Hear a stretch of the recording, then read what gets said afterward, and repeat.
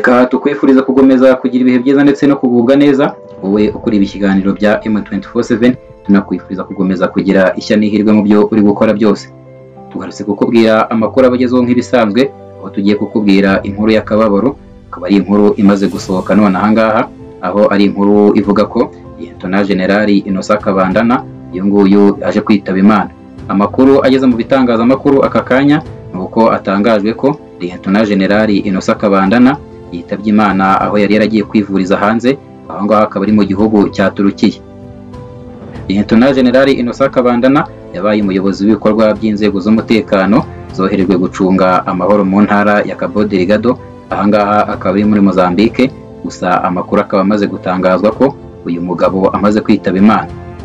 Amakuru y'urupfu rwa Lieutenant General Innocent Kabandana yamenyekanye kuri iki cyumweru, ndetse nabwo byatangajwe ko apfuye aho yari yaragiye kwivuriza muri Turukiya, ndetse akaba yari amaze iminsi yivuza. Innocent Kabandana yari umwe mu basirikare bakomeye mu Rwanda, ndetse wa 26 Nzeri mwaka wa 2022 nibwo Perezida wa Repubulika y'u Rwanda Paul Kagame akanaba n'umugaba w'ikirenga w'ingabo z'u Rwanda yazamuye mu ntara Innocent Kabandana, amuha ipeti rya Lieutenant General avuye ku ipeti rya Majoro nyuma yo gusoza inshingano ze yari yaragiye gusohoza muri Mozambique. General Kabandana yinjiye mu ngabo z'u Rwanda mu 1990 aza kuba umwe mu bagize uruhare mu kubohora u Rwanda ndetse no guhagarika jenoside yakorewe abatutsi mu 1994. Umugabo wari ufite ubunararibonye buhambaye ndetse mu bijyanye n'ibya gisirikare afitemo ubunararibonye n'ubuyobozi bw'ingabo, kuko yanabaye umuyobozi ushinzwe ubufatanye mu bya gisirikare muri ambasade y'u Rwanda, aho ngaho akaba ari muri Leta Zunze Ubumwe za Amerika i Washington DC. Mu zindi nshingano kandi Lieutenant General Kabandana yabaye umuyobozi w'amasomo mu ishuri rya gisirikare rya Gako, ndetse anaba umuyobozi wungirije w'ingabo mu butumwa bw'umuryango w'abibumbye, ahangaha akaba ari mu gihugu cya Sudani y'Epfo, ndetse akaba ari ingabo zizwi nka UNMISS. Uretse izo nshingano tumaze kuvuga haruguru kandi yanabaye umuyobozi mu gisirikare cy'u Rwanda ushinzwe ibikoresho cyangwa se logistics, ndetse anaba umuyobozi w'ishuri rya gisirikare. Nk'uko twari tumaze kubikubwira haruguru, umwaka wa 2022 ubwo Lieutenant General Innocent Kabandana yazamurwaga mu ntera, yazamurwanye mu ntera n'abandi bayobozi batandukanye, ndetse yaje kuzamurwa na Perezida w'igihugu ngo akaba ari Paul Kagame, ndetse uyu nguyu akaba ari n'umugaba w'ikirenga w'ingabo z'u Rwanda, ndetse yaje kuzamura Lieutenant General Innocent Kabandana avuye ku ipeti rya Majoro General, ndetse ajya ku ipeti rya Lieutenant General.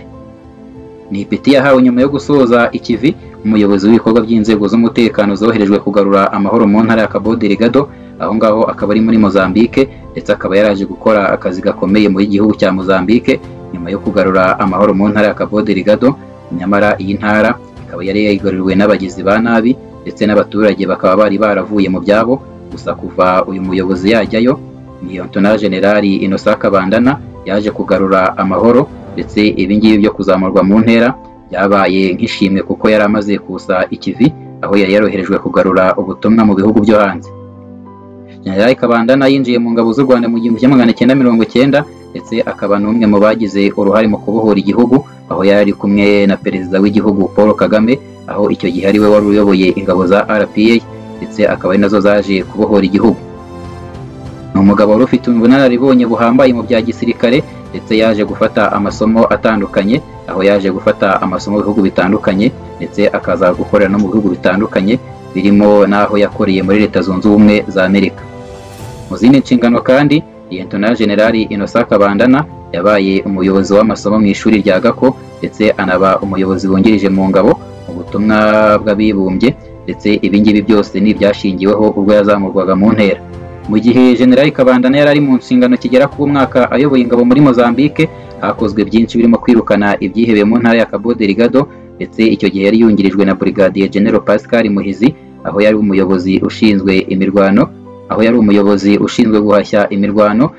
ndetse no guhashya umutwe wo muri Cabo Delgado. Uyu nguyu akaba ari uwitwa Sunawari Jama, uyu nguyu akaba ari umutwari warazengereje intara ya Cabo Delgado.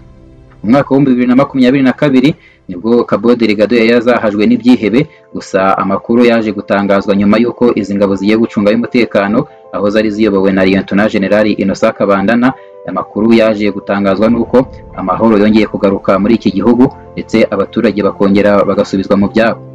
Ni intambwe yari igoye ndetse byatangajwe ko kari akazi gakomeye binyuze mu rugamba rutoroshye rw'amasasu, ndetse ku wa 9 Nyakanga mu mwaka wa 2021 nibwo ingabo na polisi by'u Rwanda bageze muri Cabo Delgado, aho bari bagiye kugarura amahoro muri aka gace kari karibasiwe n'ibyihebe.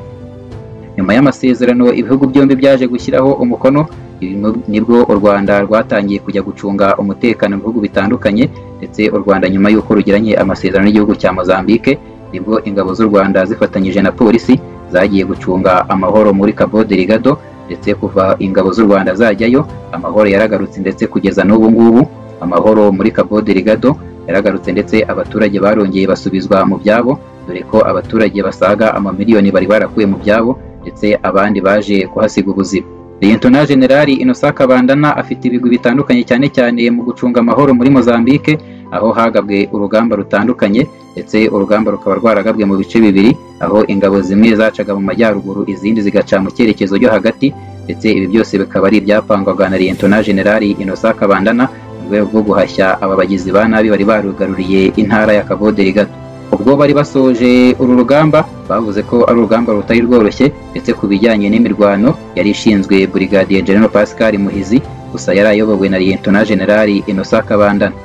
Muri Nzeri mu mwaka wa 2021 nibwo Brigadier General Pascal Muhizi yari akurikiye ibikorwa by'urugamba, ndetse aho yari akuriye ibikorwa byo kurwanya ibyihebe muri Cabo Delgado, ndetse yaje kubwira ibitangazamakuru ko ari urugamba rutari rworoshye, gusa nabwo babashe kurwana uko bashoboye, ndetse babashije kugarura amahoro muri iyi ntara.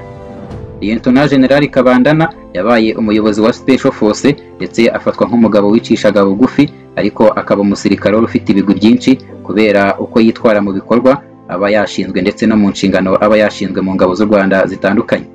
Ku bijyanye n'impamyabumenyi, Lieutenant General Kabandana afite impamyabumenyi y'icyiciro cya 3 cya kaminuza cyangwa se Masters Degree, aho afite impamyabumenyi mu bijyanye na Business Administration yakuye muri kaminuza ya Oklahoma. Iyi ngiyi akaba ari University yo muri Amerika. Mu myaka itandukanye Lieutenant General Innocent Kabandana yahawe inshingano zitandukanye, harimo no kuba yarabaye umuyobozi ushinzwe ubufatanye mu bya gisirikare muri ambasade y'u Rwanda i Washington muri Leta Zunze Ubumwe za Amerika.